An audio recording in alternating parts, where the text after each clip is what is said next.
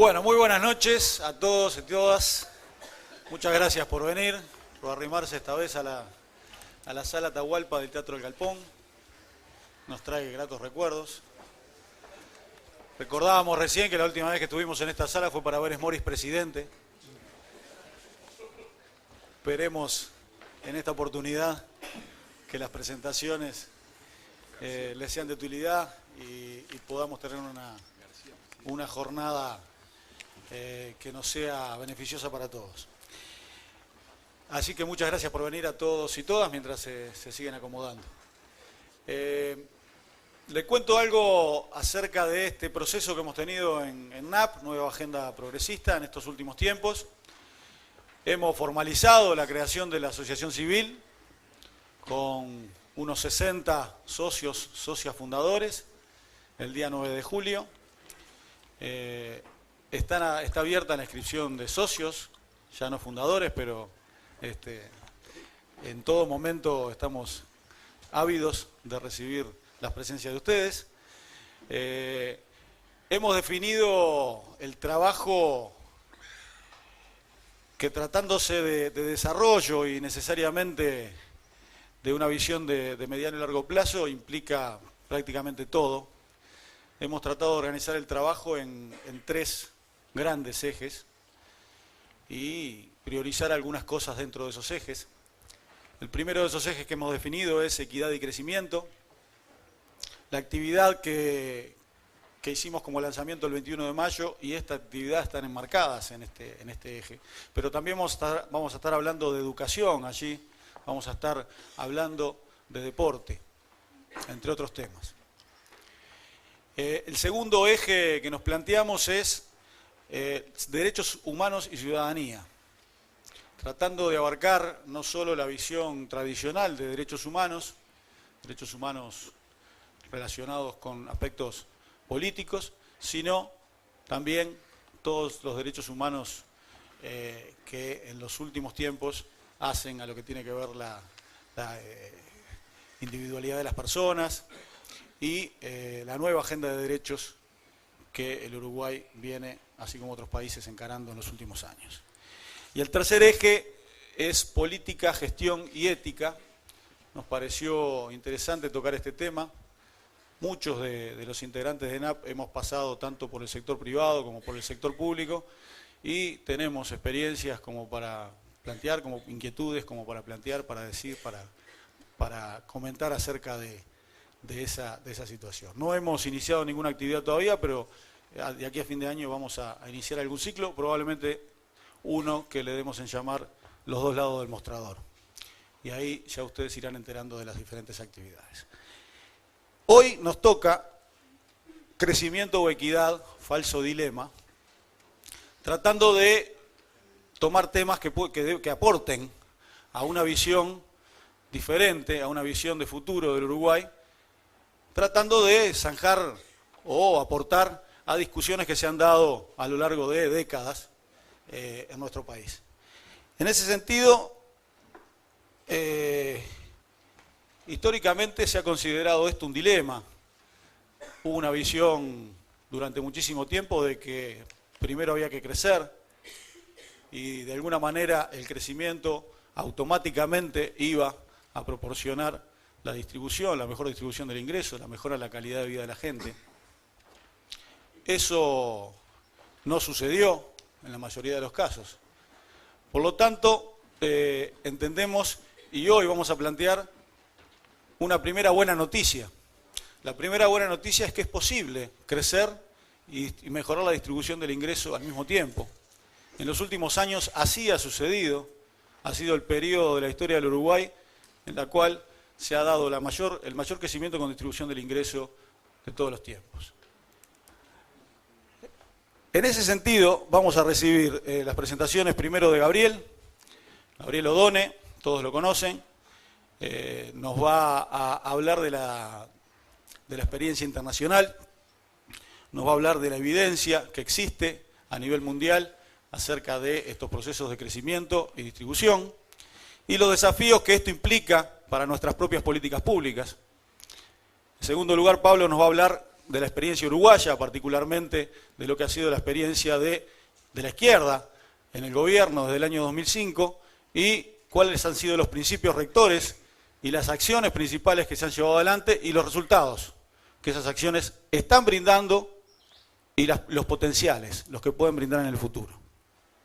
Y agradecemos la presencia de David Eibe, compañero con el que hemos trabajado en la época del ministerio y que nos enriquece hoy con los comentarios que va a realizar acerca de las otras dos presentaciones, así que muchas gracias, David. A los otros dos no les agradezco porque son parte de la casa, así que... Bueno, en ese sentido hay grandes certezas en esto. El crecimiento es una condición no solo necesaria, es una condición imprescindible para la mejora de la calidad de vida de la gente. Eso creo que es una cosa que ya está asumida por todos los agentes, por la población en general. Esto no debemos perderlo de vista. Así como está asumido eso, está asumido también ver qué tipo de crecimiento, ¿verdad? Evidentemente hay crecimientos que distribuyen por sí mismos, para lo cual es necesaria una determinada estructura productiva. Y bueno, el Uruguay ha tenido históricamente una determinada estructura productiva producto de su inserción internacional y de su evolución histórica. En ese sentido, las políticas públicas tienen un rol a jugar. O sea que no cualquier crecimiento implica distribución. De hecho, y les recomiendo especialmente la presentación de Pablo, vamos a tener una gráfica en la cual vamos a ver periodos de crecimiento importante en la economía uruguaya y retroceso en la distribución del ingreso. En ese sentido, también hay otra certeza, que es que las políticas públicas tienen su rol a jugar, que aquí hay un rol del Estado a cubrir aquellas cuestiones que el mercado no soluciona, y en particular las políticas que tienen que ver con la redistribución. Estas políticas a nivel de gastos en salud, en educación, transferencias, son fundamentales a la hora de complementar esta ecuación entre crecimiento y distribución. Hace muy pocos días tuve la fortuna de participar en una presentación de un trabajo que realizaron las cámaras empresariales, algunas de las cámaras empresariales, sobre competitividad. Obviamente agradecí la invitación y discrepé con el 90% del documento, sin perder la elegancia, porque creo que lo cortés no quita lo valiente, y además los contertulios fueron tan corteses como pretendió ser uno. En ese sentido todo transcurrió muy cortésmente, pero hay cosas que están en ese trabajo y que tienen que ver directamente con lo que estamos conversando hoy. En particular hay un razonamiento de un trabajo de la Cámara de Comercio que se plantea un silogismo de este tenor. Si hubiéramos en los últimos años hecho crecer el gasto al 3%, hubiéramos ahorrado, creo que dice, unos 6.000 millones de dólares. Bueno, lógico, si hubiéramos dejado el gasto fijo, también tendríamos 10.000 millones de dólares. O si hubiéramos gastado al 10%, tendríamos menos. La gran pregunta, y pequeña pregunta que hay que hacerse aquí, y tiene que ver directamente con lo que estamos hablando hoy, es cómo estaría el Uruguay si no se hubiera gastado lo que se gastó en políticas públicas, a partir de una situación que el Uruguay tenía después de la crisis del año 2002, que era de 1 de cada 3 uruguayos bajo la línea de pobreza, incluyendo 2 de cada 3 niños, 2 de cada 3 niños.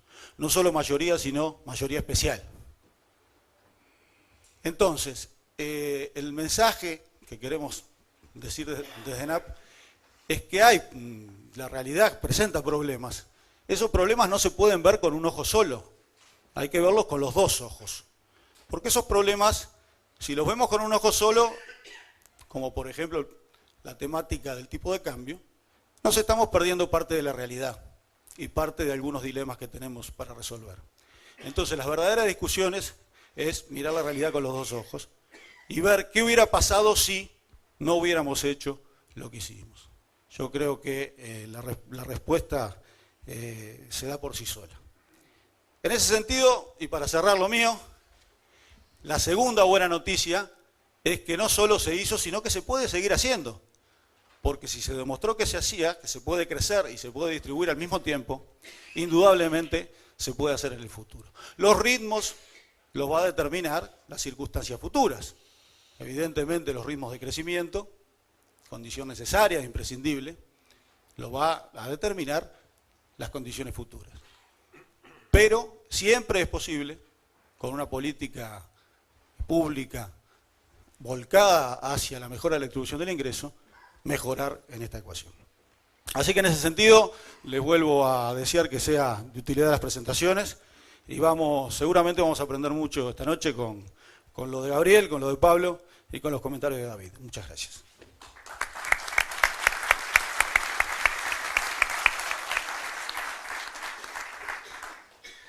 Bueno, buenas noches. Para mí es un honor estar aquí hoy junto a mis amigos de la ANAP y en particular compartiendo con Pablo y con David esta tribuna.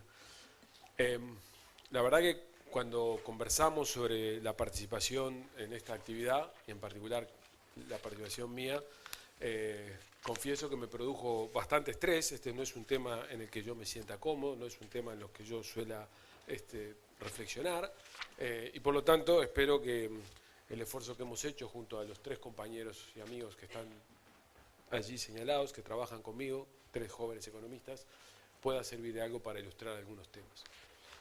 En mi opinión, o lo que intenta plantear esta breve presentación que está aquí, que es una breve presentación, es si podemos seguir siendo equitativos sin comprometer el crecimiento. Creo que esa es una pregunta importante y que en los próximos años planteará una serie de desafíos que son la parte final de la presentación. Pero sobre todo lo que me importa o lo que intento transmitir es que la sensación que uno tiene en Uruguay en los últimos por lo menos 2 años es que el debate en relación a los temas tributarios, a los temas de crecimiento, equidad, distribución del ingreso, están desenfocados. Y lo que intento es defender esta tesis y, por lo tanto, sugerir un camino para intentar reenfocar ese debate de manera modesta. Entonces, la idea es repasar estos 3 puntos que están aquí. En primer lugar, brevemente, desde un punto de vista conceptual, explicitar por qué el crecimiento y la equidad podría ser un dilema y qué tipo de herramientas son estándares habituales a nivel internacional para poder superar algunas de estas barreras en los casos de que sea necesario hacerlo o posible hacerlo. En segundo lugar, algunos números o alguna evidencia comparada que nos va a permitir ilustrar cómo algunos países tratan este tipo de temas. Y finalmente, tratar de hacer un brevísimo aterrizaje, porque Pablo se va a extender en esta visión, cuáles son algunos desafíos que Uruguay tiene en materia de agenda de distribución del ingreso sin afectar crecimiento en los próximos años. Entonces, simplemente déjenme, este esquema que está aquí planteado pretende ayudar a responder si efectivamente hay un dilema entre crecimiento y equidad y si efectivamente este es un dilema que las políticas económicas tienen que resolver. Siendo muy esquemáticos, y probablemente ninguna de estas 2 visiones extremas en la práctica existan en ningún país como tal, podemos decir que de un lado podríamos establecer un sistema tributario, un sistema de esquema de transferencias e impositivos que estuviera solamente dominado por la eficiencia. Seguramente lo que tendríamos es un sistema tributario altamente concentrado en impuestos indirectos y con intentos de gastos públicos neutrales. Básicamente, ¿cuál es la idea que está detrás de esta aproximación esquemática? Que bueno, que en realidad para quienes tienden a pensar que la eficiencia es clave y que cualquier política pública que aparte las condiciones de eficiencia del funcionamiento de la economía, en el fondo lo que están diciendo es que las asignaciones que el mercado produce, la distribución del ingreso que el mercado produce, probablemente es la mejor asignación que se pueda dar y que cualquier intervención o cualquier intento de corrección podría introducir incentivos perversos a los comportamientos de ahorro, esfuerzo a la educación, esfuerzo al trabajo o asunciones de riesgo. Naturalmente, esta visión, insisto, no existe plasmada de esta manera en ninguna política pública en el mundo occidental, en economías gobernadas por países democráticos. En la otra visión extrema, tendríamos exactamente una visión contraria, esto es unos sistemas dominados por objetivos de equidad, donde probablemente el esfuerzo por la participación de impuestos directos cobre una relevancia mayor y con esquemas de gasto público social fuertemente progresivos y además con fuerte intento de corregir algunas de las diferencias que los sistemas de asignación de mercado provocan. La realidad, obviamente, como la mayoría de estas cosas, está en el medio. Y en realidad la mayoría de la evidencia que hay disponible lo que nos dice es, efectivamente hay una tensión entre estructuras tributarias o estructuras de transferencias que pretendan ser excesivamente progresivas porque corren el riesgo de desestimular los estímulos a asumir riesgos, los estímulos a invertir, los estímulos a ahorrar. Pero existen esquemas, y hay evidencia empírica, y la OCDE lo pone sobre la mesa, que muestran que efectivamente hay reformas tributarias que han permitido, reformas de esquemas de gasto público que permiten transitar distribuciones de ingreso o sistemas progresivos sin afectar el crecimiento. No obstante ello, no debemos de perder de vista, y eso debería ser contemplado en cualquier intento de reflexión sobre la gestión de las políticas económicas, que en el límite final, efectivamente, permanentemente hay un riesgo de desestimular o desincentivar algunos de los aspectos que una economía de mercado tiene lugar, que es la maximización de beneficios de los agentes económicos, que sigue formando parte del corazón del funcionamiento de las economías de mercado que nosotros conocemos. O sea que, en síntesis, lo que quiero transmitir con esto es, si bien no hay ninguna evidencia concluyente al respecto, los diseños deben ser cuidadosos, porque cualquier diseño de esquema impositivo de transferencias que pretenda poner como énfasis estricto la equidad, tiene que saber que hay riesgos que se pueden estar asumiendo en materia de crecimiento económico, y eso, en mi opinión, para un país como Uruguay, como voy a volver en unos momentos sobre ello, es un tema bien relevante.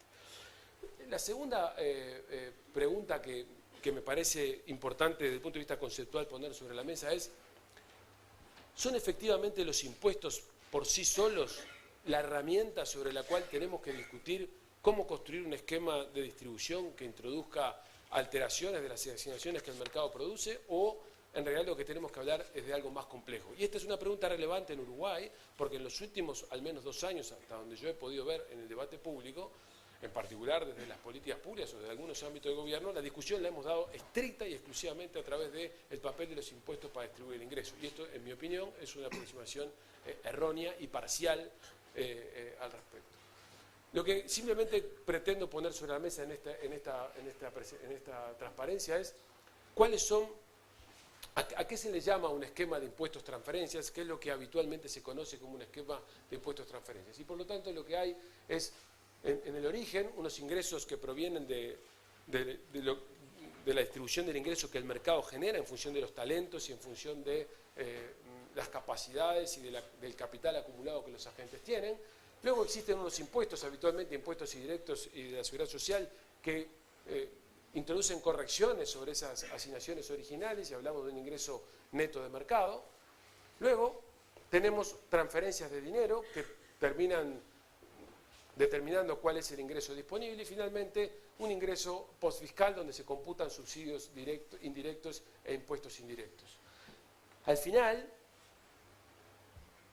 transferencias en especie, típicamente gasto público en salud, gasto público en educación, en algunos casos gasto público en sistemas previsionales, terminan generando un ingreso corregido respecto de todas las intervenciones de política pública que pueden haber tenido lugar respecto de la distribución del ingreso que originalmente se planteaba.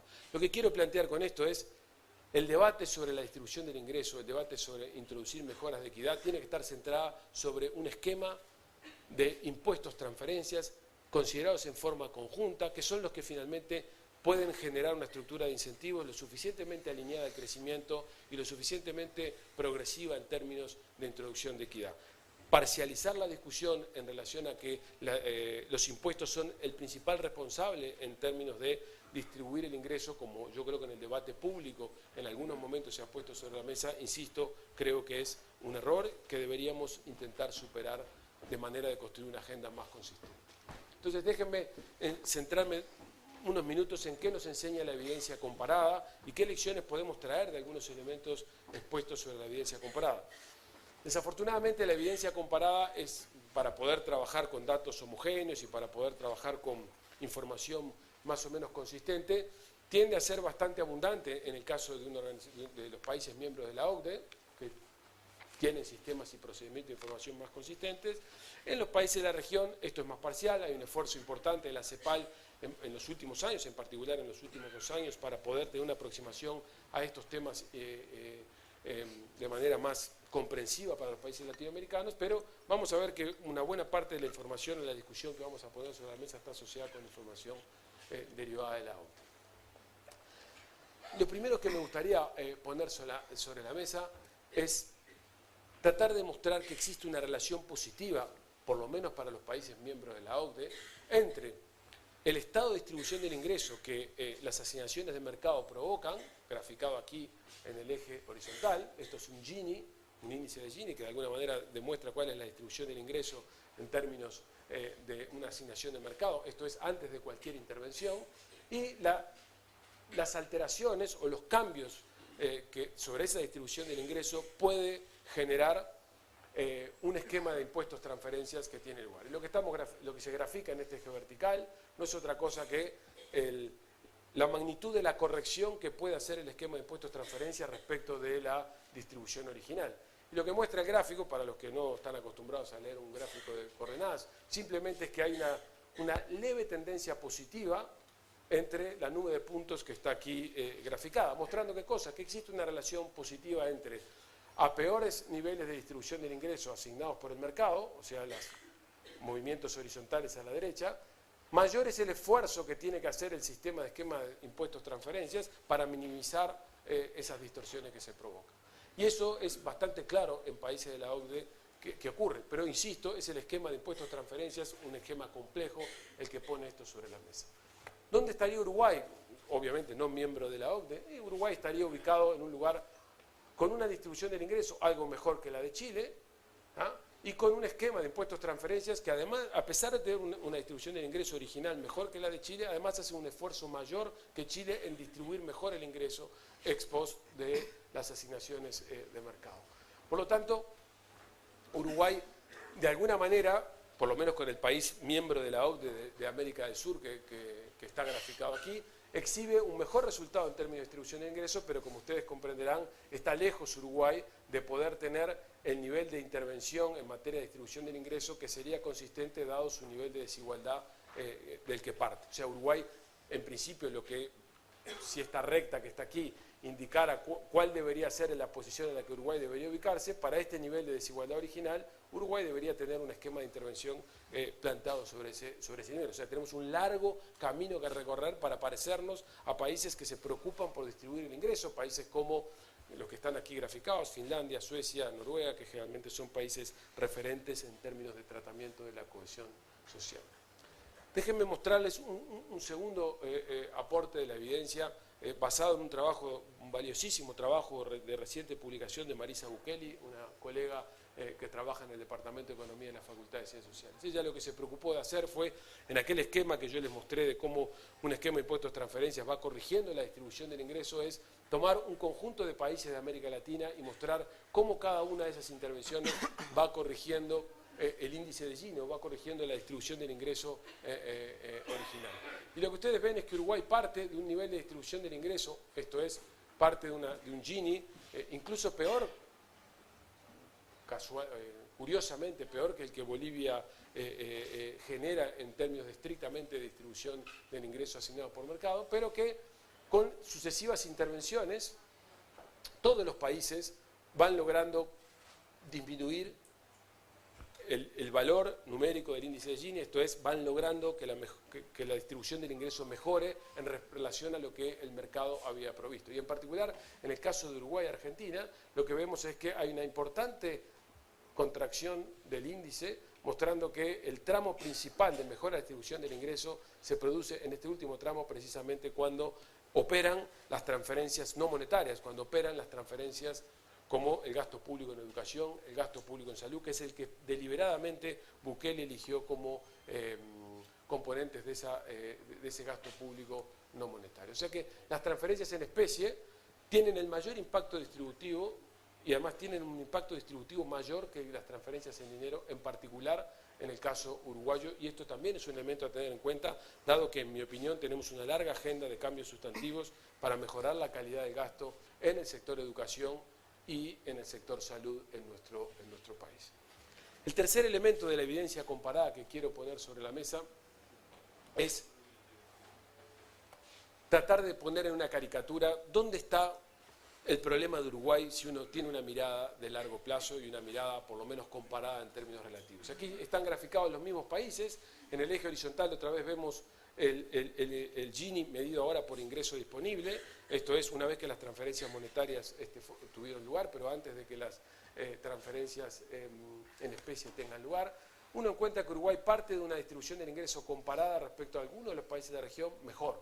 Uruguay tiene niveles de equidad, esto no es una sorpresa para nosotros, niveles de equidad mejores que la mayoría de los países de la región. O sea que Uruguay es peculiar por su particular sesgo en términos de distribución del ingreso, pero Uruguay es sobre todo muy particular porque tomando un periodo prolongado, 1950-2012, Uruguay crece muy poco, extraordinariamente poco.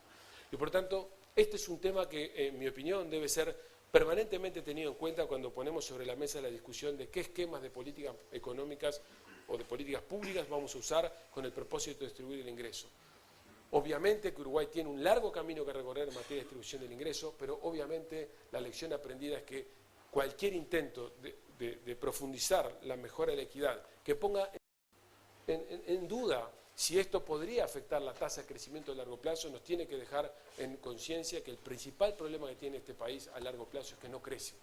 Y si no crece, por más esquema de impuestos, transferencias solidario, justo, equitativo que tengamos sobre la mesa, lo que se distribuye o lo que termina siendo materia sustantiva de distribución es escaso. La historia de los años 60 y de los años 70 en esta materia es bastante relevante. Uruguay tenía un esquema de intervenciones distributivas bastante progresivo en América Latina, sin embargo, los retrocesos tuvieron lugar de igual manera. Déjenme terminar en esta brevísima presentación que originalmente tenía como único motivo hacer algo así como de maestro de ceremonias de Pablo, después hubo algunos cambios que yo introduje en el último momento. La idea era motivar una discusión que Pablo iba a desarrollar con mucho más énfasis y con mucha más profundidad que yo, entre otras cosas porque es un experto en el tema. Déjenme, a partir de estas breves reflexiones que acabo de poner sobre la mesa, proponer tres desafíos que en mi opinión están asociados a algunas de las cosas que dijimos y otras cosas que formarán parte de la agenda, en mi opinión, en los próximos años en materia de discusión tributaria en Uruguay. La primera, Uruguay va a transitar una etapa en los próximos años de decidida presión internacional o decidido aumento de la presión internacional por la competencia tributaria.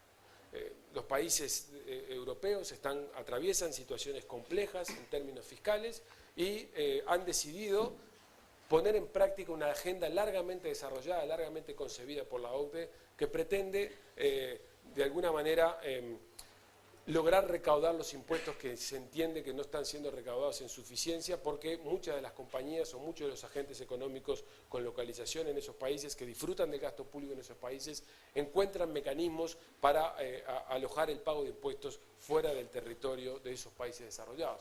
Y básicamente lo que la OCDE señala es que la escasa armonía fiscal que existe en el mundo, esto es el hecho de que haya una enorme dispersión tributaria o de criterios tributarios a nivel global, provoca tres tipos de problemas para los países desarrollados. Lo primero es que incentivan la evasión, porque no se sabe bien dónde localizar el capital que forma parte o que debería contribuir a la recaudación impositiva en ese territorio, básicamente porque ese capital se radica en el extranjero. La segunda es porque termina distorsionando la distribución de carga impositiva, haciendo que en esos países desarrollados la carga tributaria sea excesivamente alta sobre el trabajo, porque el capital, precisamente al ser más flexible, cambia la localización con mucha más flexibilidad que el trabajo.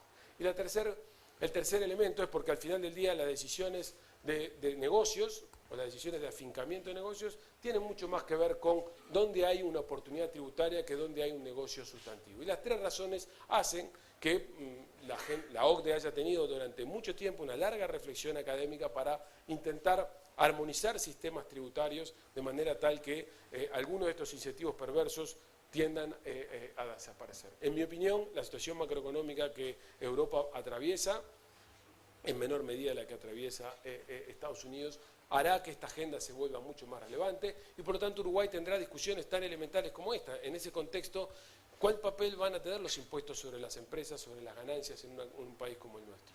¿Hay chance sería oportuno procurar rebajarlos con el propósito de competir y alojar inversiones? Si así fuera, ¿con qué otros impuestos sustituiríamos esos impuestos? ¿Con impuestos indirectos que tienen aspectos regresivos o con impuestos sobre la renta de las personas donde también podría haber efectos perversos como ser un desestímulo a la educación por las rentas diferenciales que se generarían por profundizar la inversión en educación? Este es un debate del cual, en mi opinión, no vamos a escapar en los próximos años y que va a introducir presión para la agenda de política fiscal en los próximos 5 años, en las cuales Uruguay tiene que tener un plan, tiene que tener una visión de cómo se va a posicionar frente a él. El segundo comentario es, ¿hay más margen para seguir convergiendo en materia tributaria? ¿Qué quiere decir esta pregunta? Esta pregunta quiere decir que Uruguay tenía una estructura tributaria en los 90 inusitadamente particular. Prácticamente no teníamos impuestos directos y teníamos una alta proporción de impuestos indirectos en términos comparados a nivel internacional. Eso en contraste con la OCDE era significativa la diferencia. La reforma practicada en 2007 y un conjunto de cambios que han sido introducidos ha hecho que Uruguay se desplazara hacia una participación de los impuestos directos e indirectos mucho más balanceada de la que teníamos. La pregunta es, o mejor dicho, la afirmación que yo pretendo poner sobre la mesa, una afirmación que seguramente es polémica, es que por lo menos por ahora, con el actual nivel de producto per cápita que el país tiene, en mi opinión, no hay mucho más margen para incrementar presión tributaria directa. No hay margen para incrementar presión tributaria directa en el sector de las rentas empresariales, porque la competencia tributaria internacional nos va a acotar. No hay margen para incrementar sustancialmente la presión tributaria sobre renta de las personas físicas, porque hoy ya el 30% de la población o algo más paga impuestos sobre las rentas. No parece ser que esa base de recaudación con el actual nivel de Producto Bruto Interno pueda crecer de manera sustancial y tampoco parece, aunque podría ser un camino, que la recaudación que podría derivarse de aumentos de impuestos marginales a las franjas de ingresos más altas sea lo suficientemente significativa como para que efectivamente avancemos en un esquema de mejora en la distribución del ingreso. Eso me lleva a la conclusión de que si bien es imprescindible y vamos a estar jalonados en los próximos años en discutir alteraciones, modificaciones a la estructura tributaria que tenemos, me lleva a pensar que si queremos focalizar la discusión de la mejora de la equidad, la mejora de la distribución del ingreso, el debate va a estar mucho más concentrado en temas vinculados con el gasto, con la calidad del gasto, que con modificaciones tributarias que, en mi opinión, como creo que hemos visto a lo largo de este periodo, cuando se agudiza la imaginación, en el mejor de los casos rinden 50, 60, 70 millones de dólares, no mucho más que eso, lejísimos de poder resolver problemas sustantivos como los que tiene el país en materia de equidad y de distribución del ingreso. Por lo tanto, solamente quiero mostrarles la siguiente idea. Este es el mismo esquema que habíamos visto antes del gráfico de Bukele, cuando el progreso que se hace en materia de índice de Gini, cuando Uruguay introduce todos los esquemas de intervención que tiene a su disposición, y esta es la situación en la que se encuentra la OCDE. Hay un largo camino todavía que recorrer para lograr mejorar la distribución del ingreso. Seguramente si tuviéramos mejores condiciones de educación, homogéneas y generalizadas a la población, la renta, los niveles de ingreso que arrojaría el mercado serían más homogéneos, como son en los países nórdicos de Europa, pero seguramente si tuviéramos esquemas de transferencias no monetarias, que por otro lado son los que más rinden, podríamos aproximarnos bastante más a objetivos de distribución del ingreso como lo que países de la OCDE tienen. Por lo tanto, en mi opinión, si de lo que se trata en los próximos años es de poner una agenda sobre la mesa muy intensa en materia de progresividad, en materia de construcción de cohesión social basada en mejor distribución del ingreso, basada en condiciones de equidad, el corazón del problema está a atacar la calidad del gasto público, está en focalizar mucho mejor nuestro gasto público social, en particular en los sectores de salud, en los sectores de educación, en particular en las orientaciones del gasto hacia la niñez. Por lo tanto, termino simplemente diciendo tres ideas o 4 ideas que yo he intentado poner sobre la mesa. En primer lugar, si bien no hay una evidencia contundente en términos de que hay un dilema o hay un dilema irresoluble para la política económica en términos de crecimiento y equidad, no debemos perder de vista que si hay un problema estructural que este país tiene a largo plazo es que crece poco. Cualquier diseño de esquema de reforma tributaria, transferencias, debería ser cuidadoso en poner el énfasis en distribuir el ingreso, porque hay mucho camino que recorrer, pero debería no perder de vista de que este país creció al 2% anual en el siglo XX y que con ese crecimiento no se construyen condiciones de vida razonables para el promedio y mucho menos de la población y mucho menos para las personas de bajos ingresos. En segundo lugar, discutamos sobre un concepto mucho más amplio.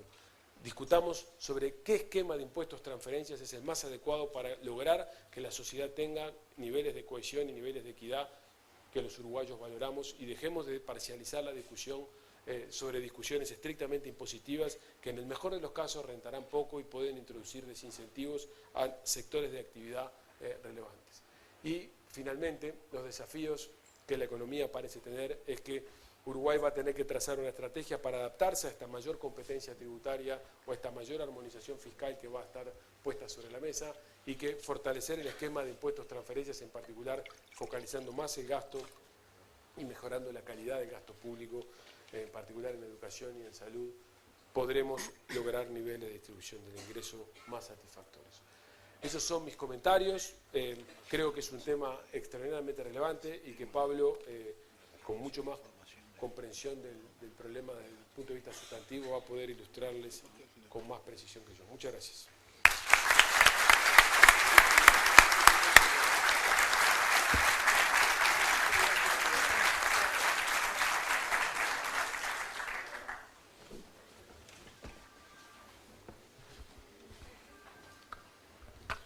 Bueno, muy buenas noches. Muchas gracias por asistir a esta conferencia de la ANAP, Asociación Civil que pretende debatir ideas a la cual orgullosamente pertenecemos y en la cual tratamos de difundir diferentes ideas. Vamos a poner la presentación. Recién me decía Carlitos Loaiza, un amigo que está aquí hoy, que la última vez que vino a ver teatro experimental donde los actores salían semidesnudos. Nosotros a eso no vamos a llegar, quédense tranquilos, a no ser que demore mucho la presentación.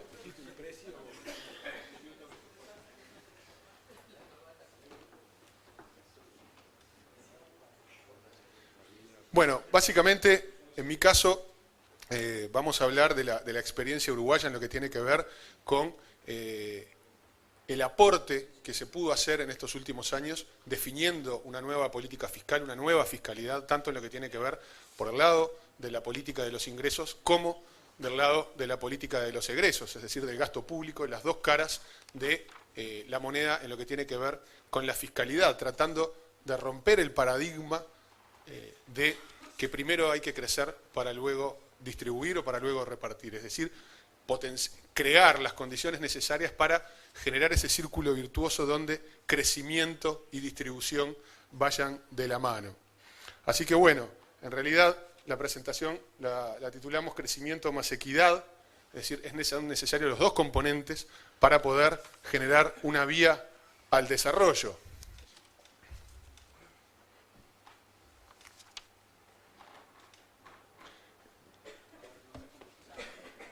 Perdón, bueno, esto era todo. Espero que les haya gustado. Bueno, ahí está. La presentación va a constar de 3 partes. En primer lugar, vamos a hablar de los resultados de una nueva fiscalidad. En segundo lugar, vamos a hablar de el Uruguay productivo, el cambio estructural que en estos últimos años ha comenzado a ocurrir en nuestra matriz productiva al mismo momento que íbamos generando una nueva política en lo que tiene que ver con la fiscalidad y cómo esto también incide en definitiva para lo que tiene que ver con los desafíos para el desarrollo, los desafíos que tenemos planteados hacia el futuro.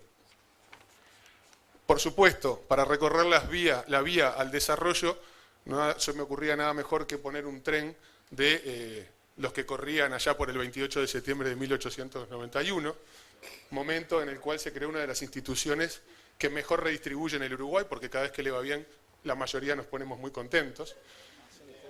Y en primer lugar, vamos a hablar entonces de los resultados de una nueva fiscalidad. Primero, la nueva fiscalidad tiene, como decíamos, dos aspectos. En primer lugar, lo que tiene que ver con la política tributaria que fue claramente redefinida en el primer periodo de gobierno del Frente Amplio, que entró en vigencia el 1 de julio del año 2007. Uruguay había tenido su última reforma tributaria integral a principios de los años 70, entre el 70 y el 72, y luego de allí solamente fueron ocurriendo reformas parciales sin un enfoque sistémico. Bueno, el cambio fue radical en la mirada que se le dio a esta temática, con un enfoque integral, reitero, donde los pilares que se perseguían tenían que ver básicamente con una mayor equidad, con una mayor eficiencia y un estímulo a la inversión productiva y a la generación de empleo. Es decir, en definitiva, recaudar de una forma que alterara lo menos posible las asignaciones de mercado cuando éstas eran eficientes y recaudar al mismo momento de la manera más justa posible, pero también con un pilar bien importante en lo que tiene que ver con el estímulo a la inversión productiva y al empleo. Allí se persiguieron diversos objetivos que fueron alcanzados con éxito. En primera instancia, una simplificación de la estructura tributaria. Recordemos que se eliminaron 14 impuestos. En muchos casos, algunos de estos impuestos tenían un costo de administración mayor que lo que recaudaban. También hubo una racionalización de la base tributaria, por ejemplo, en lo que tiene que ver con el caso del IVA, disminuyendo sus tasas. Y en el pilar de la equidad, claramente el elemento diferenciador fue la creación, la instauración del impuesto a la renta de las personas físicas, dotando de una mucho mayor progresividad al sistema que ahora veremos antes era regresivo, pero también dentro de un enfoque dinámico de responsabilidad fiscal, es decir, tener un nuevo sistema tributario que permitiera adecuarse a las necesidades cambiantes de nuestra sociedad. Y ahí, brevemente, para no aburrir con estos conceptos, vemos cómo fue cambiando el impacto que tenía en la desigualdad el sistema tributario, que anteriormente, cuando veíamos la variación del índice de Gini, cuando aplicábamos el IVA, el COFIS y el IRP, nos daba que nuestro sistema tributario era regresivo, es decir, aumentaba el índice de Gini luego de impuestos. Cuando aumenta el índice de Gini, aumenta la desigualdad. El nuevo sistema tributario, luego de aplicado el nuevo IVA y habiendo eliminado el COFIS y aplicando el impuesto a la renta de las personas físicas, tiene un efecto de reducción del índice de Gini, es decir, de reducción de la desigualdad. Este es el primer punto, un cambio claro en los efectos distributivos a través del sistema tributario. Pero, a la vez, como veremos luego, hubo un cambio en lo que tiene que ver con la política del gasto público, que también generó un impacto redistributivo bien diferente. Aquí un trabajo de Gabriel y otros colegas generó estos resultados. En el año 2001 la variación del índice de Gini era de menos 7,8, luego de aplicado el gasto público, y para el año 2008 era de menos 13,2. Es decir, la nueva fiscalidad, la nueva política fiscal generó una diferencia clara, cortando la regresividad de nuestro sistema y aumentando la progresividad a través del lado del gasto público.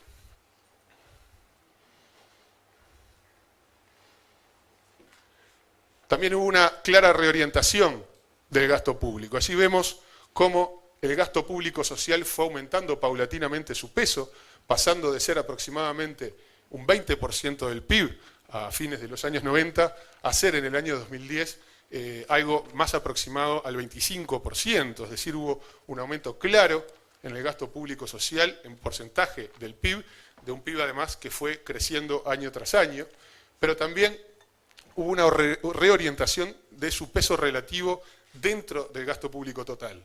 Ahí vemos para el año 2004 el gasto público social era aproximadamente el 60-61% y esto para el año 2011 era de aproximadamente el 75%.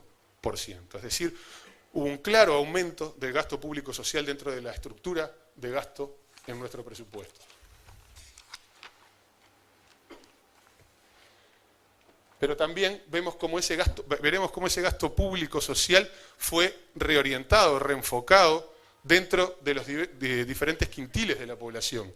Allí vemos, en el año 2004, el quintil de menores ingresos recibía el 45% del gasto público social, y en el año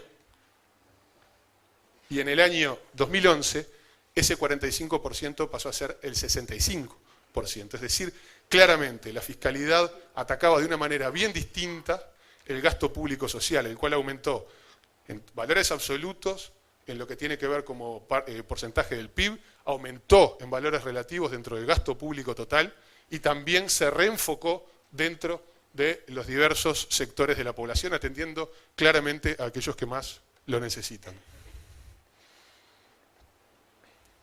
Esto también se da con otros elementos que no son tributarios o de política fiscal exactamente, pero que hacen a la distribución de la riqueza.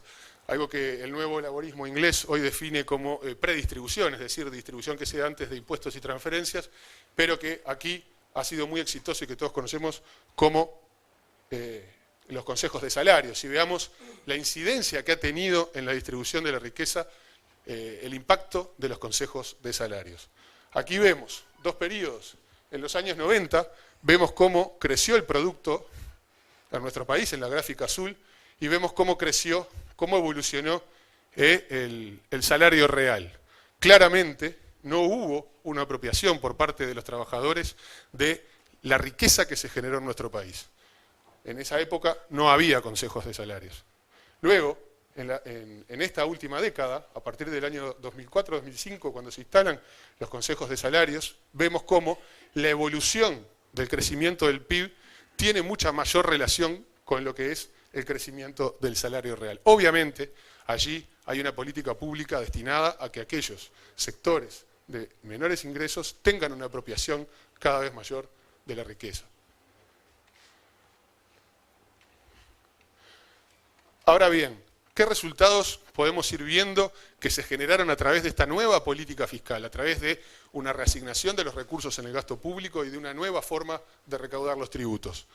Bueno, claramente esto genera una sociedad más integrada. Vemos allí los tres estratos de la población. En la línea amarilla, en los bracitos amarillos de esta gráfica, vemos la evolución de la clase alta, del sector de mayores ingresos. En la parte roja vemos el sector de menores ingresos y el azul es la clase media. En los últimos años, la clase media aumentó 10 puntos porcentuales, lo que es aproximadamente unas 300.000 personas en los últimos 7-8 años fueron incorporados a la clase media en nuestro país.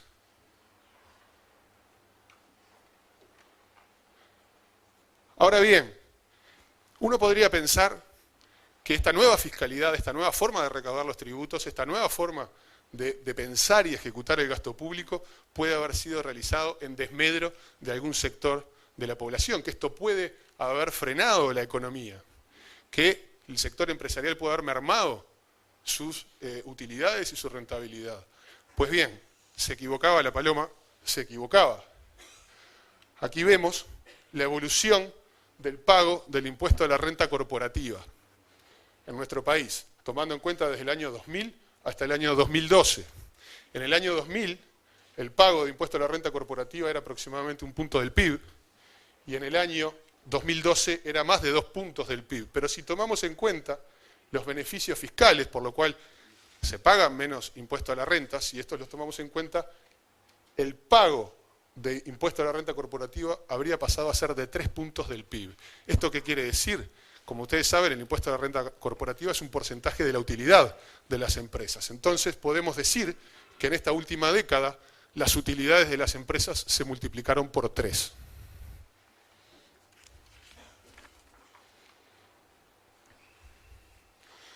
Ahora bien, hablábamos de una sociedad más cohesionada. Aquí vemos cómo fue evolucionando el nivel de ingresos del decil más rico de la población con respecto al decil más pobre. Vemos cómo la política, la fiscalidad durante la década que va entre 1994 y 2004 no generó efectos redistributivos. Es decir, el decil más rico aproximadamente ganaba ingresos o tenía ingresos entre 18 y 19 veces superiores a los ingresos del decil de menores ingresos. Esto fue así tanto para una época de crecimiento económico bien importante como para una época de crisis bien importante. Pues bien, Luego de aplicadas estas nuevas políticas públicas en lo que tiene que ver con la fiscalidad, este ratio bajó por debajo de 12. Queda mucho camino por recorrer, pero es muy claro el efecto que esta nueva fiscalidad ha generado en lo que tiene que ver en términos de distribución de la riqueza. Y aquí me parece bien importante poder comparar en términos de largo plazo, que es como entiendo que se deben de comparar los resultados en economía. Aquí vemos el crecimiento del producto durante las 2 últimas décadas en nuestro país. Vemos claramente 2 periodos de bonanza económica, de crecimiento económico fuerte y sostenido, como son el periodo que va entre 1990 y fines de esa década, y el periodo que va desde el 2003 hasta el día de hoy, configurando este último caso, el periodo de bonanza económico más importante de nuestra historia contemporánea. Ahora bien, estos crecimientos, ¿qué reflejo tuvieron en la distribución, en la equidad, en la cohesión social en nuestro país? Esto lo podemos contrastar con la evolución del índice de Gini. Y ahí vemos claramente una diferencia bien importante. En la década de los 90, a medida que subía el producto, que crecía nuestra economía, el índice de Gini crecía de manera sostenida, es decir, crecía la desigualdad en nuestro país a medida que crecía la economía. Bien distinto es el caso de lo que ocurre en estos últimos años, donde el crecimiento de la economía comienza aquí en el año 2007 a estar acompañado por un decrecimiento del índice de Gini, por una baja de la desigualdad en nuestro país. Esto plantea claramente una enseñanza, el rompimiento de un paradigma. Es posible crecer al mismo momento que se distribuye, y es lo que plantea, a mi modesto entender, uno de los desafíos más importantes de futuro, es decir, que estas gráficas continúen separándose, que continúe creciendo el producto y que continúe disminuyendo el índice de Gini. El resultado alcanzado es bien claro, y por hoy Uruguay tiene el índice de Gini más bajo desde la recuperación democrática hasta el día de hoy.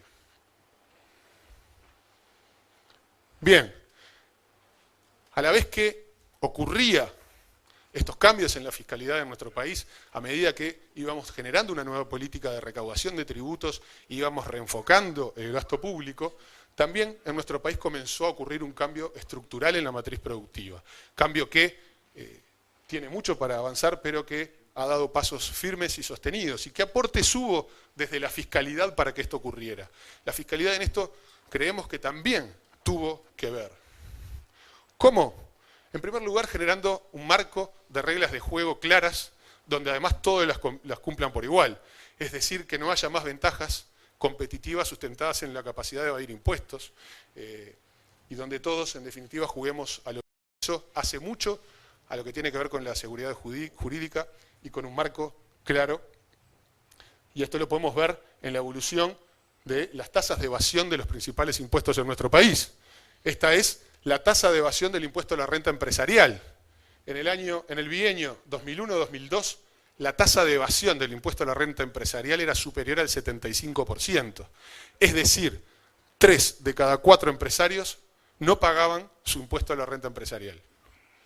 Esto ha ido creciendo en manera sostenida y para el bienio 2009-2010 ya estaba por debajo del 40%, las cifras del año 2012 lo ubican entre un 30 y 35% al nivel de evasión de la renta empresarial. Esto va acompañado también con una disminución bien importante de la tasa de evasión del IVA, que para el año 2002-2003 se ubicaba en un 40% y cerró en el año 2012 en un nivel de 13,4%, siendo el registro más bajo de la historia del Uruguay y que coloca a Uruguay por tercer año consecutivo con el menor nivel de evasión en América Latina. Claramente esto incide en generar un marco, un clima de negocios más aceptable. Y después, desde la fiscalidad, otro aporte importante desde la fiscalidad es el marco de promoción de inversiones, donde se otorgan beneficios fiscales en función de diversos indicadores, de diversos aspectos que se quieren priorizar en la generación de emprendimientos productivos que tengan agregado generación de empleo de calidad. Claramente se puntúan mejor aquellos emprendimientos que generan empleo, que promueven exportaciones, que propenden a la descentralización de Montevideo, que generan más inversión en inversión y desarrollo y en producción más limpia. Y esto ha colaborado en un cambio estructural en la matriz productiva. Se ha generado una diversificación de esa estructura, ha generado desarrollo en actividades más intensivas en conocimiento, ha permitido inserción en mercados internacionales más dinámicos y ha permitido disminuir las brechas internas de ingreso, es decir, generando crecimiento inclusivo. ¿A qué refiere este cambio estructural al que hacemos referencia, valga la redundancia, en nuestro país? Bueno, básicamente se explica con el crecimiento de la inversión, el aumento de la productividad y el claro dinamismo exportador de estos últimos años. En lo que tiene que ver con el crecimiento de la inversión, podemos ver lo que ha sido la evolución de la inversión extranjera directa, que es fundamental en un país pequeño como Uruguay, con escasa capacidad de ahorro, por lo tanto, con escasa capacidad de inversión local. El peso de la inversión extranjera directa pasa a ser fundamental. Vemos que en la década de los 90 tenía aproximadamente un valor inferior en todos los casos al 1% del PIB y que en los últimos años tuvo un promedio de 6 puntos del PIB. A medida que avanzábamos en la nueva fiscalidad, a medida que avanzábamos en esta nueva matriz productiva, la predilección por nuestro país como destino de inversiones aumentó en más de 6 veces. Y esto no se dio solamente en inversiones especulativas, claramente también los indicadores de inversión en capital fijo se vieron multiplicados de manera exponencial. También podemos ver en la generación, el aumento del producto, cómo entre 1987 y 2004 la explicación de la productividad en ese crecimiento era muy bajo, es la parte amarilla. Vemos en el promedio de 2005 a 2012, donde la tasa promedio de crecimiento se ubicaba en el 6%, que la explicación de la productividad en eso es mucho mayor. Y en cuanto al dinamismo exportador, son cifras que todos conocemos, vemos cómo crecieron las exportaciones de servicios, generando sinergias con las exportaciones de bienes. Pasamos a exportar más de 2.000 millones de dólares por este concepto. Cómo crecieron también las exportaciones de bienes de manera exponencial, haciendo alcanzar año tras año cifras récords de exportación en nuestro país.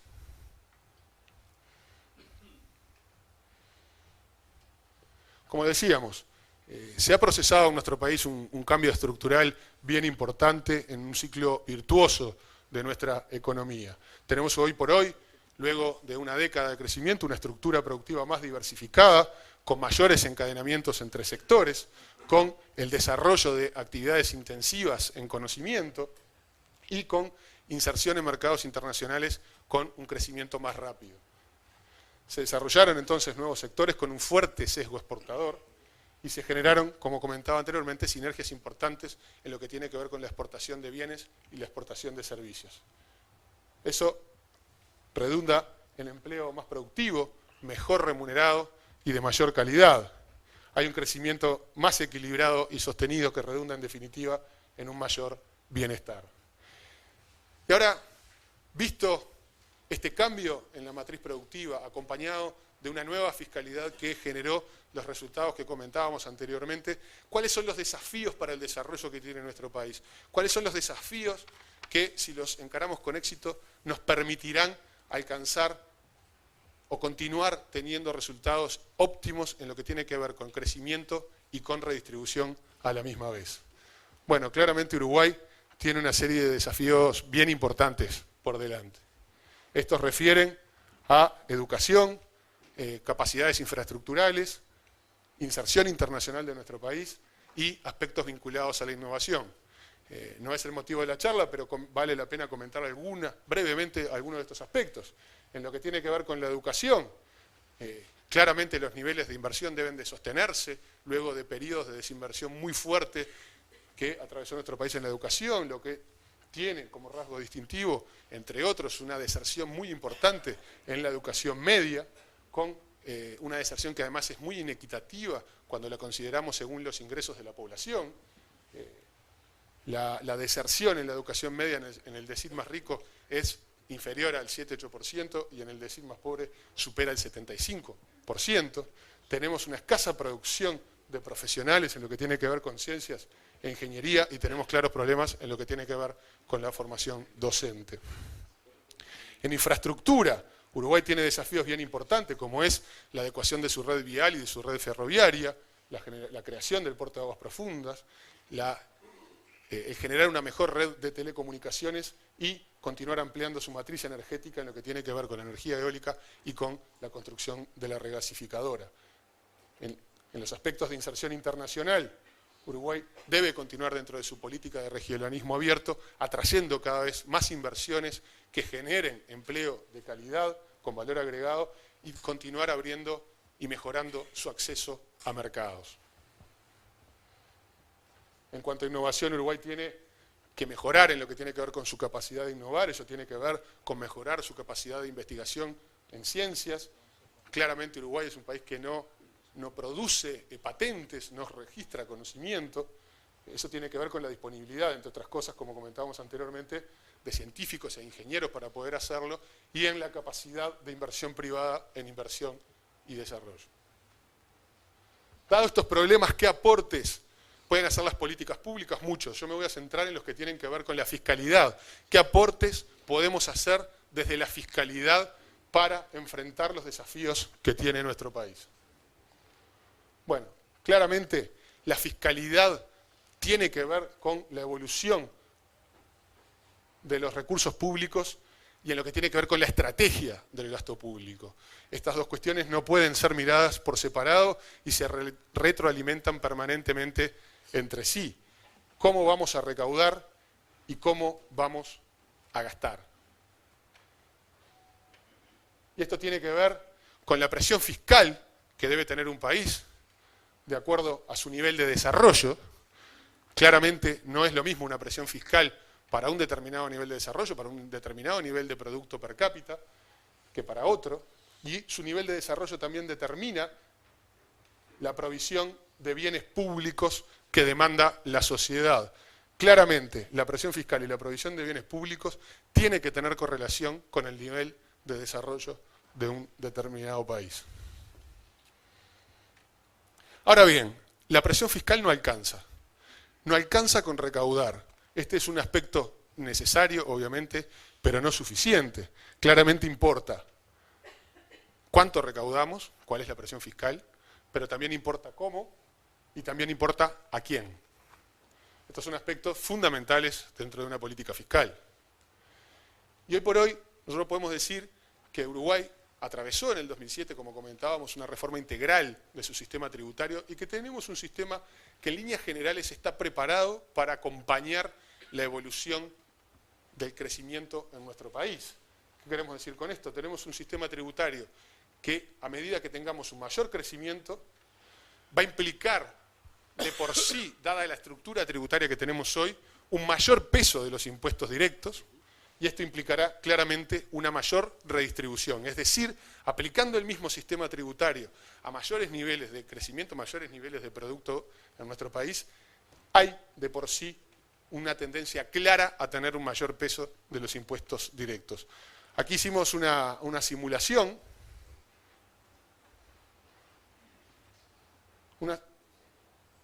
se nos fue la simulación, ahí está, donde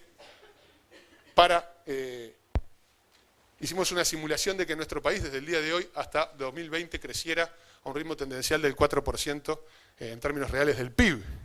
Ahí claramente pasamos a tener una evolución al crecimiento del peso, del peso de los impuestos directos y una relación cada vez menor del peso de los impuestos indirectos. Esta redistribución entre impuestos directos e indirectos se da sin un aumento de la presión fiscal. Es decir, hay un peso claro, mayor, de los impuestos directos, nos daría que el peso de los impuestos directos pasaría en el 2020 a ser del 40%. Cuando entró en vigencia la reforma tributaria en el año 2007, el peso de los impuestos directos era inferior al 25%. Claramente hay allí un desbalanceo, o un balanceo, mejor dicho, de los impuestos directos en relación con los impuestos indirectos, lo cual claramente tiene efectos redistributivos como veíamos anteriormente. Ahora bien, dada esta información, dado que tenemos un sistema tributario que en rasgos generales está preparado para ir acompañando el crecimiento generando un mayor peso de los impuestos directos, y dado que el sistema tributario debe ser mirado con un enfoque dinámico, ¿qué cambios tributarios dentro de los aportes de la fiscalidad deberían ocurrir? Bueno, allí yo quiero enfáticamente reivindicar el espíritu de la reforma tributaria que tenía foco principal en un enfoque sistémico, es decir, tener en cuenta todos los objetivos perseguidos y no desbalancear uno en desmedro de los otros. Eso tiene que ver con la equidad, pero también tiene que ver con la promoción de las inversiones para fomentar el crecimiento en nuestro país, que como muy bien decía Gabriel, es uno de los problemas crónicos de nuestra sociedad. Y allí vemos, podríamos pensar en aumentar el peso de los impuestos directos, aumentando el peso de los impuestos a las rentas empresariales. Podría ser una de las opciones disponibles en el menú. Bueno, esta no ha sido, cuando miramos la evidencia a nivel internacional, la política llevada adelante por ninguno de los países. Y además, en general, los países han logrado una cierta paradoja, es decir, reducir las tasas de la imposición a la renta empresarial a la vez que recaudaban más por impuesto a la renta corporativa. Y esto ocurre en países desarrollados como en países no desarrollados. Aquí vemos la evolución de los países de la OCDE. La línea punteada es la evolución de la tasa del impuesto a la renta corporativa. En 1980 el promedio de la tasa del impuesto a la renta empresarial en los países de la OCDE era del 48%. Hoy día el promedio de esa tasa se ubica en el entorno del 25%.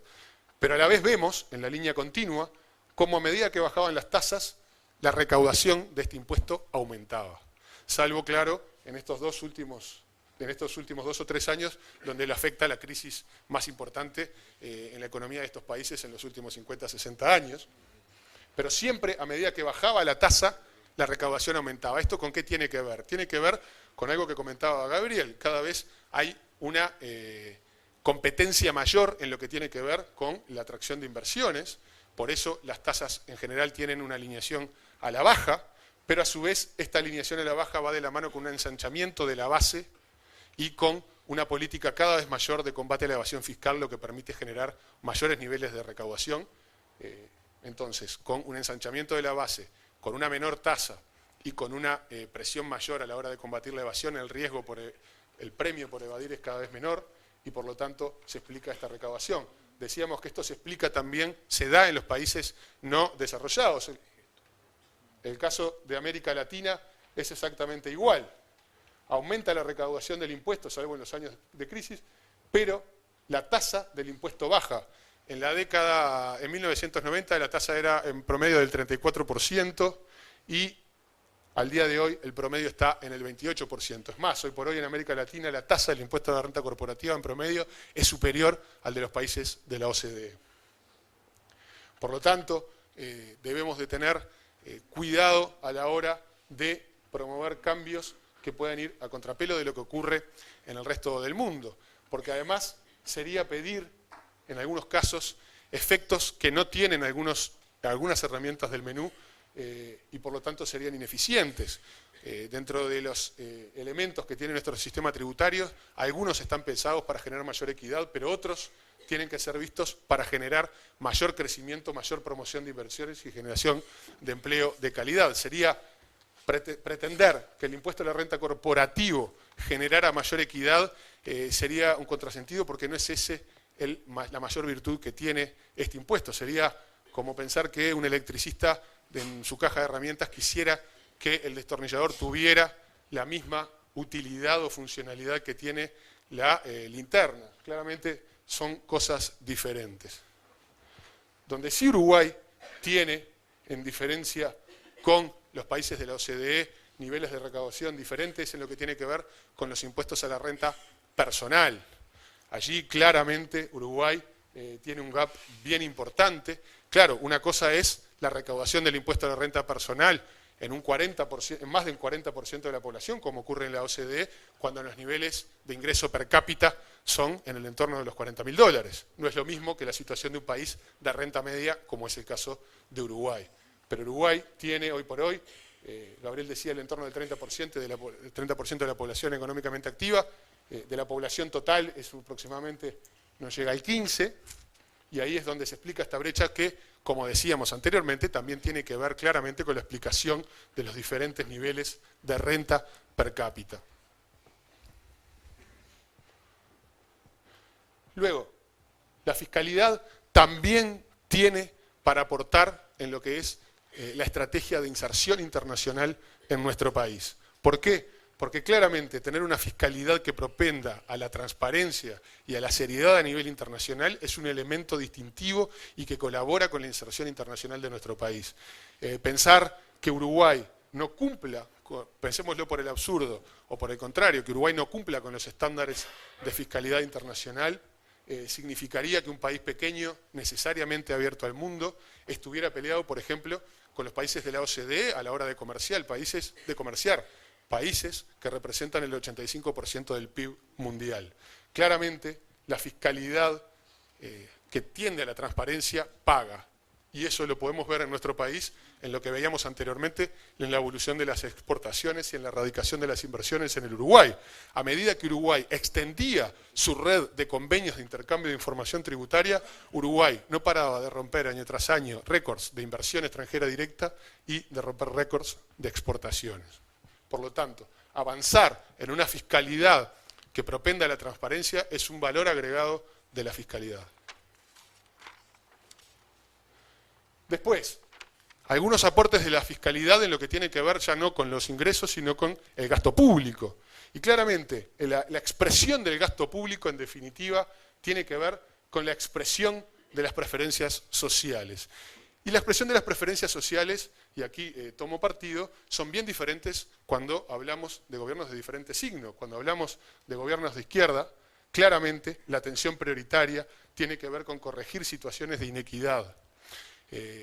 Los gobiernos de izquierda, o la esencia de izquierda, pasa por atender con mucha preocupación la esfera de la igualdad, el combate de la desigualdad. Claramente los seres humanos tenemos cuestiones en las cuales somos iguales y cuestiones en las que somos desiguales. Para la izquierda, para su esencia, la asignación de responsabilidades y derechos y de atribuciones tiene que ver fundamentalmente con lo que hace iguales a las personas. ¿Y qué tiene que ver? ¿Qué es lo que nos hace a todos iguales? El ser sujetos de derechos. Que en definitiva podamos todos ejercer más y mejores derechos. Eso es lo que orienta a la expresión del gasto público, a la expresión de las preferencias en la sociedad en un gobierno de izquierda. Y esto implica tomar decisiones.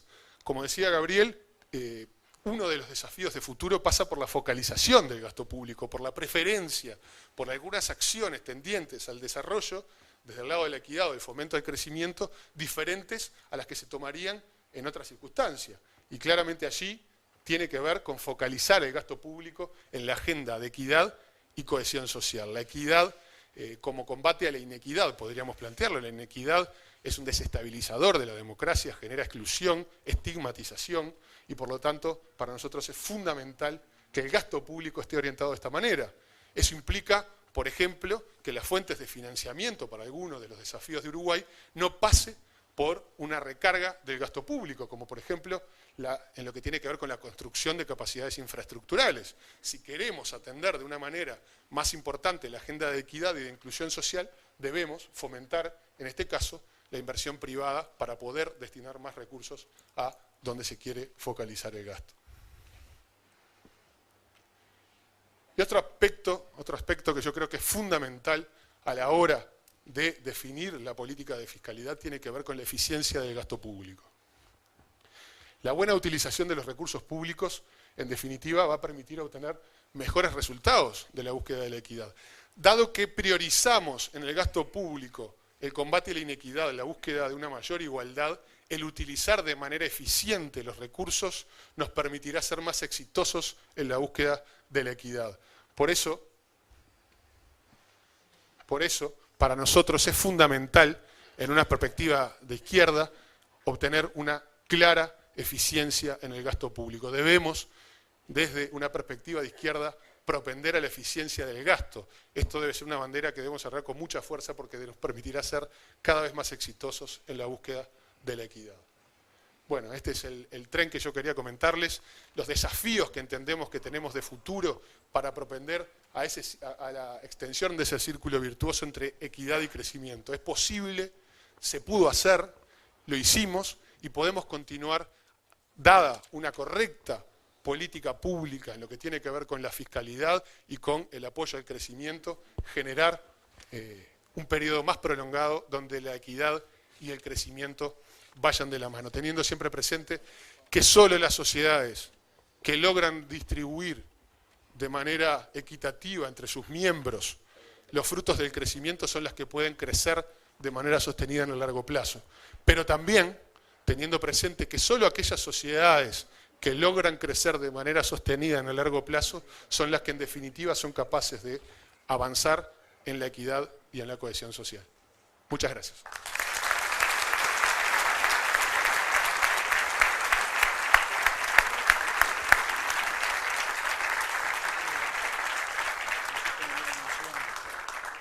Bueno, muchas gracias Pablo, muchas gracias Gabriel. Vamos a escuchar ahora los comentarios de David.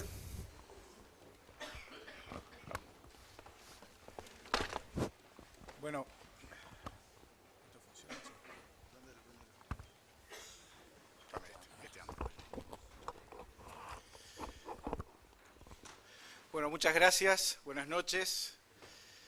En primer lugar, por supuesto, quiero agradecer a Álvaro y en su nombre a la nueva agenda progresista. Me parece que instancias de este tipo favorecen la discusión y de alguna manera hacen a la construcción de la democracia. Y desde luego felicitar tanto a Gabriel como a Pablo por las exposiciones brillantes que han hecho, que dejan muy poco margen para el comentario. Les prometo que voy a ser breve además, porque la noche avanza y me imagino que hay gente que ya está cansada. El tema que nos convoca es un tema apasionante que ha dado lugar a ríos de tinta, tanto desde el ámbito de la ciencia económica como desde el ejercicio puro de la política, porque no es un tema que esté desprovisto de connotaciones ideológicas. De alguna manera, Gabriel lo destacaba cuando nos ponía los dos extremos teóricos, pero existentes, en materia de diseño de sistemas tributarios, entre el paradigma de la equidad por un lado y el paradigma de la eficiencia económica por el otro, ¿verdad? Si bien esos objetivos nunca están en estado puro, existen como forma de manifestación de ideologías, y no hay que escaparle a eso, es propio, digamos, de una valoración que en última instancia tiene que ver con la ideología. Pero más allá de eso,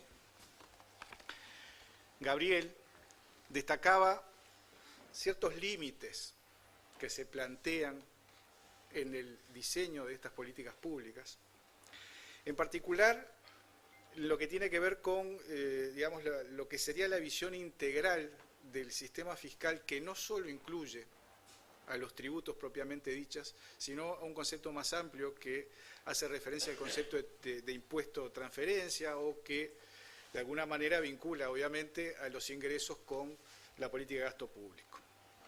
Y apelando a la comparación internacional, destacaba la importancia que tiene la situación ex ante y ex post de la intervención de esas políticas públicas, el componente de transferencia y particularmente cierto tipo de transferencias meritorias, como las que tienen que ver con los gastos de salud y de educación. Y por último, nos planteaba los desafíos que a su juicio se manifiestan en términos de diseño de la política fiscal y particularmente de la política tributaria en aras de ese objetivo de equidad, con algunas limitantes que en el caso uruguayo son muy significativas, ¿verdad? El tema del bajo crecimiento, el tema de los factores externos que hoy están condicionando el diseño de cualquier política pública por los efectos que está teniendo la brutal competencia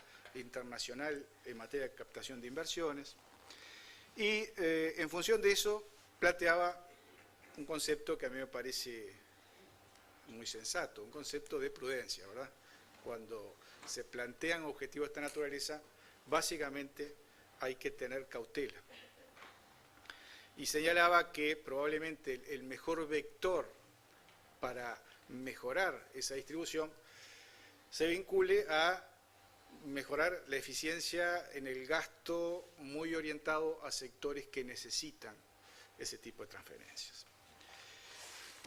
Pablo, por su parte, nos plantea una visión integral del dilema o el falso dilema entre crecimiento integral y entre crecimiento y equidad, insertándolo dentro de un concepto más vasto y a mi juicio mucho más profundo, que es el concepto de desarrollo, ¿verdad? Porque parece a esta altura bastante claro que para sostener ese proceso de crecimiento y al mismo tiempo, en forma concomitante, distribuir adecuadamente el ingreso, es necesario sentar las bases de un proceso de desarrollo en el que tiene que tener preeminencia, por un lado, la inversión, pero por otro lado y fundamentalmente el capital humano, que es el que puede generar valor agregado bien remunerado y que puede sentar las bases legítimas, digamos, de un buen proceso de distribución.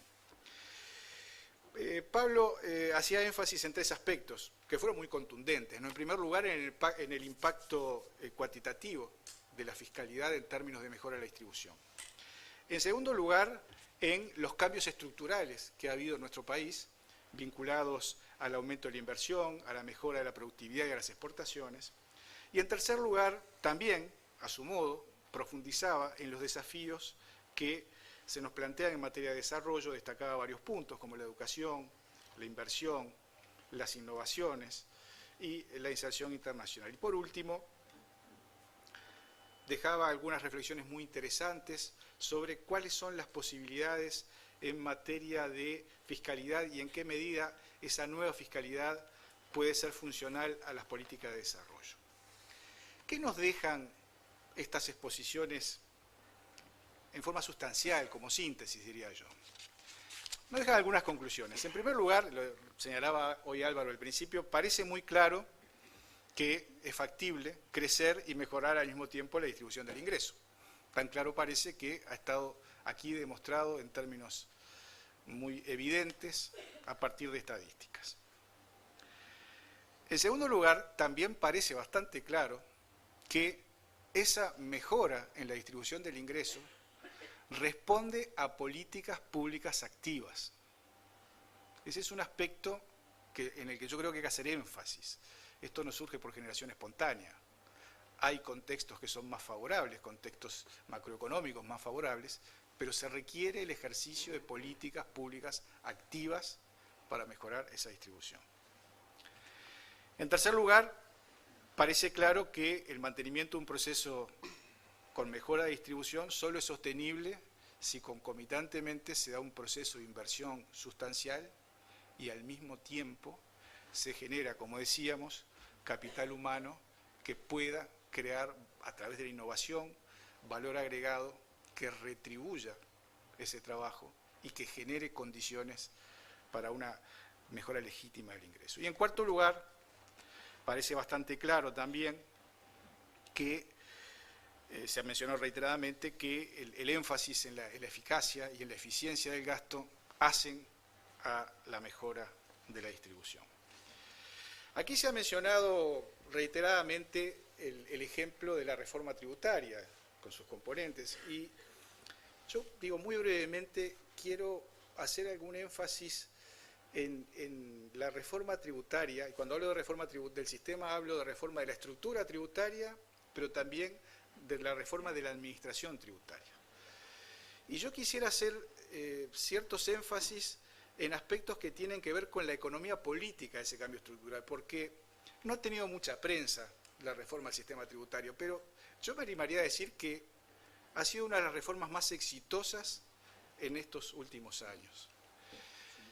Y si bien no tiene mucha prensa, porque los impuestos en general no tienen muy buena prensa, debemos reconocer que ha aportado no solo en términos de equidad por la propia estructura, sino también en términos de mejora de recaudación que han permitido implementar políticas sociales y en creación de condiciones de inversión que han generado también empleo y bienestar.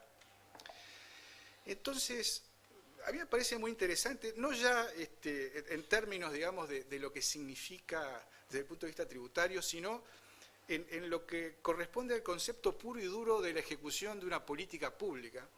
¿Cuáles son los principales atributos de ese proceso de carburación política institucional que termina en esta reforma? ¿Por qué esta reforma fue tan exitosa y hay otras que están dando tanto trabajo?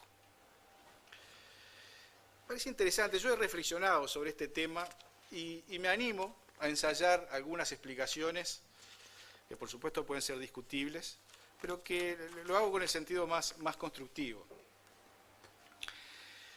¿Cuáles son esos atributos? Bueno, en primer lugar, a mí me parece fundamental destacar que la reforma se origina y es conducida por un liderazgo político muy claro, inequívoco, con una línea en la que el presidente de la República establece ese apoyo inequívoco y el ministro de Economía y su equipo lo conducen con firmeza.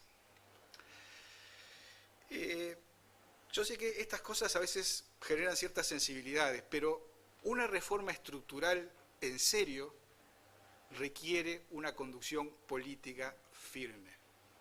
Conducción política que delinee claramente los objetivos estratégicos, que articule con el sistema parlamentario y que haga el seguimiento de la instrumentación de las modificaciones.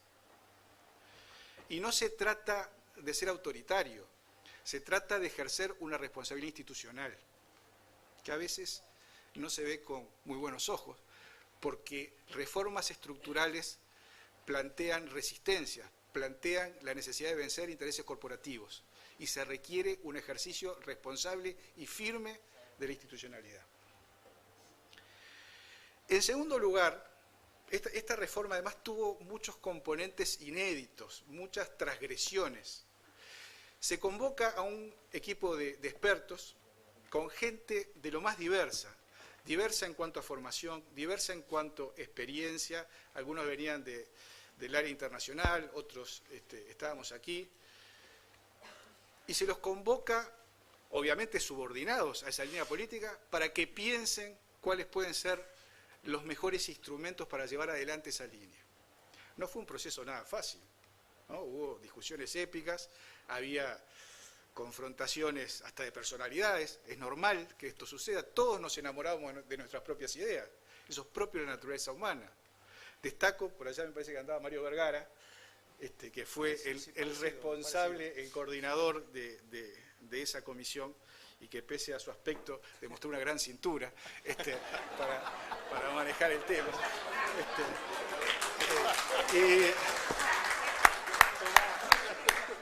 Pero sinceramente a mí me parece que fue un proceso muy rico y muy importante, porque permitió sintetizar los mejores aportes de todos, pero con un sentido de equipo que estuvo subordinado a esas definiciones políticas. Y me parece que fue valioso.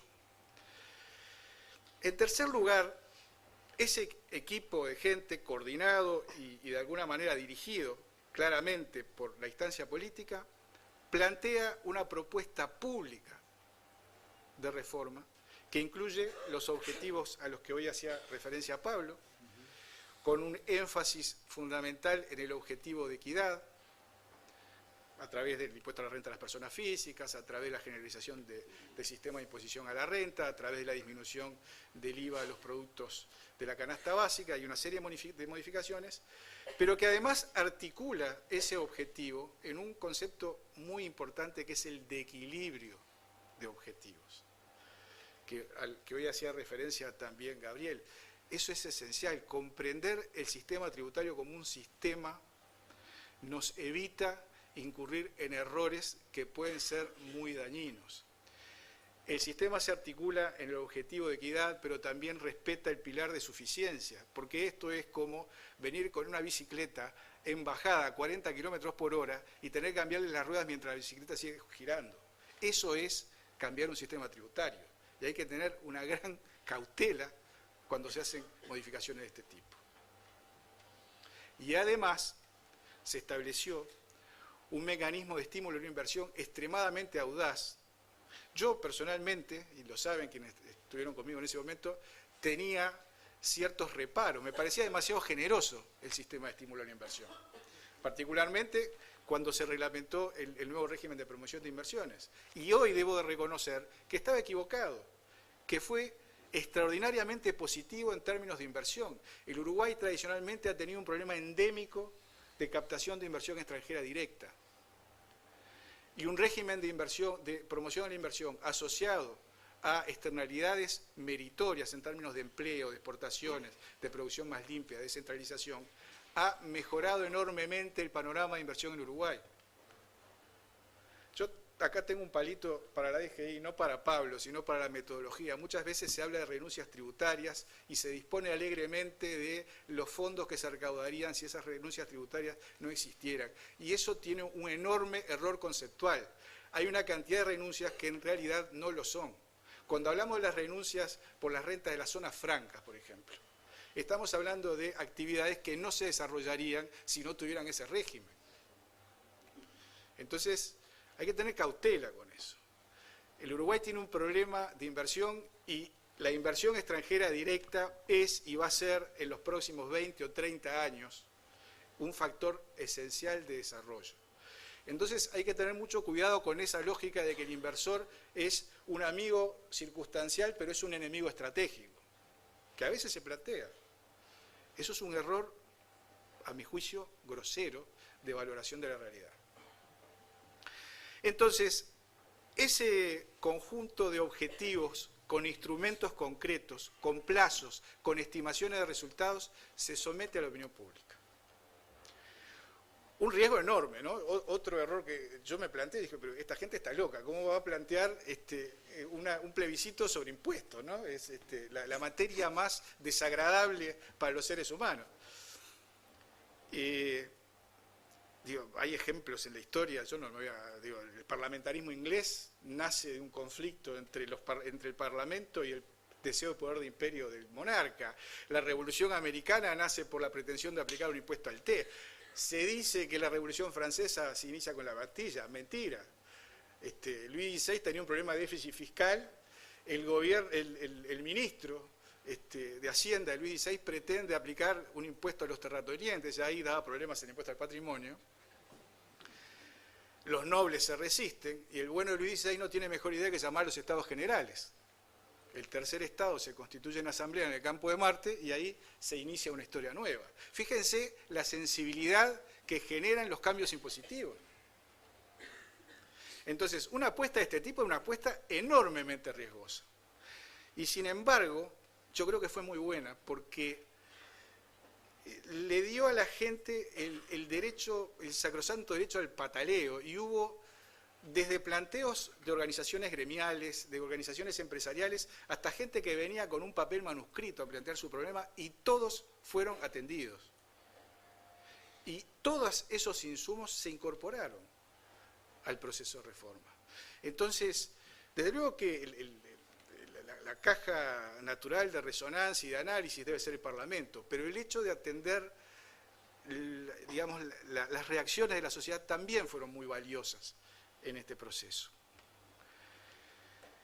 El proceso toma estado parlamentario y se comienza a implementar. Y ahí un aspecto que a mí me parece sustancial, hoy hacía referencia a Pablo, es el concepto del enfoque dinámico de la responsabilidad fiscal, que no es otra cosa que atender a los fines con los medios disponibles. Eso a veces se olvida, a veces se hacen diseños preciosos que no tienen nada que ver con los recursos de los que disponemos para llevarlos a cabo. Richard Musgrave, que fue uno de los economistas icónicos en materia de análisis de los efectos económicos de los impuestos, un hombre que se murió a los 97 años, ya hace unos años, acuñó una frase que la acuñó por una mala experiencia personal, además, porque él, que era ya un tributarista célebre, intentó implementar una reforma en Colombia en la década del 60, y él, que era el mayor teórico del mundo en materia de efectos económicos de los impuestos, fracasó rotundamente. ¿Por qué? Porque tenía una mala administración tributaria, y él acuñó la frase, que se repite en cada congreso tributario, que dice que cada sistema tributario vale lo que vale su administración. Entonces, conjuntamente con la reforma del sistema, se estaba procesando una reforma institucional de la administración tributaria. Y esa reforma institucional, desde mi punto de vista, rompe una cantidad de paradigmas del Estado uruguayo y debería ser considerada como un ejemplo a seguir para la implementación de otras reformas estructurales. Se incorpora masivamente el uso de nuevas tecnologías, pero además se cambia sustancialmente el eje de la gestión a través de 2 o 3 aspectos que desde mi punto de vista son esenciales para el éxito de todo este proceso. En primer lugar, se crea una lógica de compromiso de gestión entre el Ministerio de Economía y Finanzas y la Dirección General Impositiva, en donde se cuantifican metas claras y se condiciona la asignación de recursos al cumplimiento de esas metas. En segundo lugar, se establece una política de recursos humanos basada en la excelencia, en gente que se capacita, en cumplimiento de objetivos individuales y del grupo al que pertenecen. Yo creo que ha habido una actitud muy ingenua, generosa probablemente, pero muy ingenua, de creer que aumentando salarios se mejora la gestión. Y tenemos ejemplos a lo largo y a lo ancho del Estado, donde aumentando salarios, lo único que se logra, si no se complementa con otros cambios estructurales, es tener un servicio más costoso para la sociedad con las mismas malas prestaciones.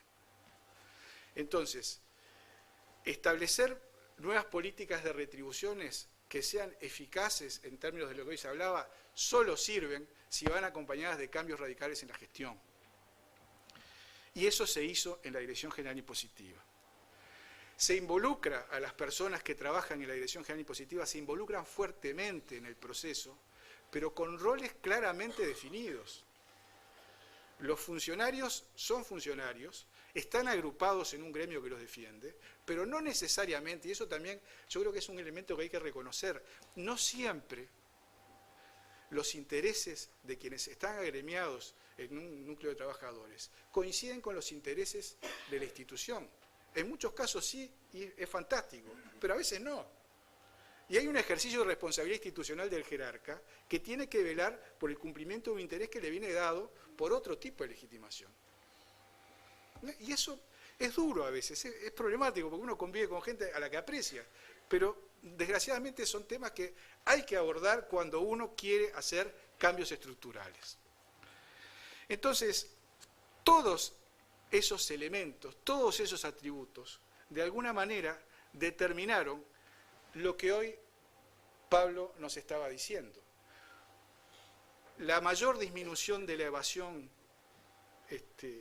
registrada en los últimos años, que nos lleva al nivel más bajo de América Latina, la mejora de la eficiencia, una cantidad de buenas prácticas y de buenas condiciones a los efectos del clima de negocios, una mejora sustancial en la distribución del ingreso. Todos esos aspectos tienen que ver con una política pública bien implementada. Y esto viene a colación por un tema que se ha reiterado y que yo digo, está un poco fuera de tema, pero es una reflexión casi como ciudadano, y es toda la temática vinculada a una cosa que es bastante polémica, que está muy presente, y es el tema de la educación pública uruguaya, particularmente la educación primaria y secundaria. En el sistema de educación pública uruguaya todos sabemos que hay personas que son héroes anónimos, ¿verdad? Gente que se rompe el alma por los chiquilines.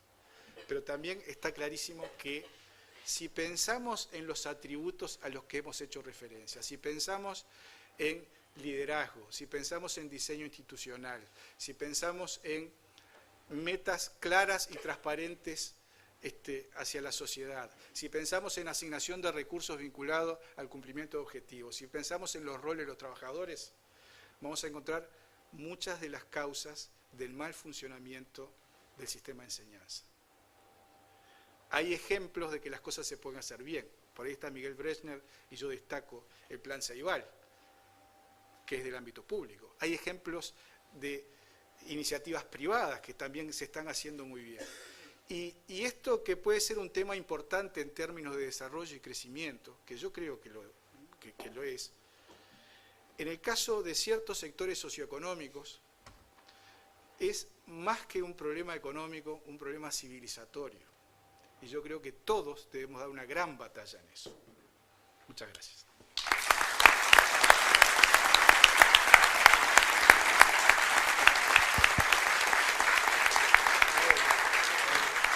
David,